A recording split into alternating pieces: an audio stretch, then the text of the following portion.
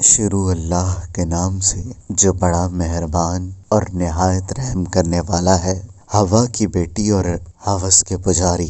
دوستو، اس ویڈیو میں آگے بڑھنے سے پہلے اگر آپ لوگوں نے ابھی تک ہماری یوٹیوب چینل عورت ہب کو سبسکرائب نہیں کیا تو اس چینل کو سبسکرائب کر لیں اور ساتھ ہی لگے بیل آئیکن کو بھی پریس کر دیں تاکہ تواتر کے ساتھ ہماری ویڈیوز آپ تک پہنچتی رہیں۔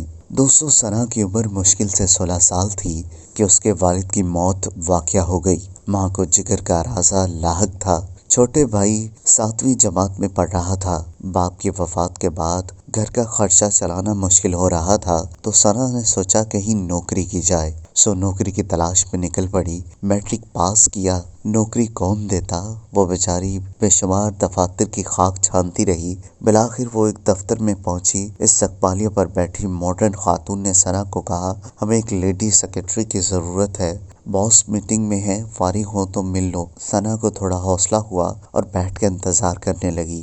ثنا کے انتظار کی گھڑیاں ختم ہوئیں۔ باس کی میٹنگ اختتام پذیر ہوئی۔ باس نے اندر بلایا۔ جیسے ہی ثنا دفتر میں داخل ہوئی، باس نے دیکھتے ہی چیخنا شروع کر دیا کہ تم کسی مدرسے میں پڑھنے آئی ہو یا جاب کرنے آئی ہو؟ بتاتا چلوں، ثنا ایک مشرقی لڑکی جو نقاب برقعے میں تھی۔ ثنا ایک دم چکرا سی گئی۔ وہ پاکستان میں ہے یا یورپ میں جہاں برقع پہننے پر اتنا غصہ کیا جا رہا ہے؟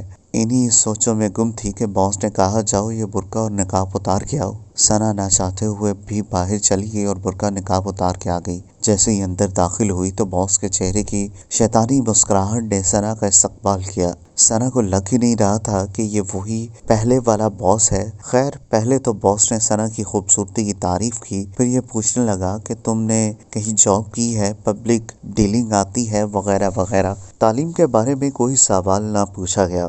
ثنا تذبذب کا شکار تھی کہ یہ کیسا انٹرویو ہو رہا ہے۔ ثنا نے یہ نام ہی پہلی بار سنے تھے، لیکن اس کو نوکری چاہیے تھی، سو ہاں یا نہ میں جواب دیتی رہی۔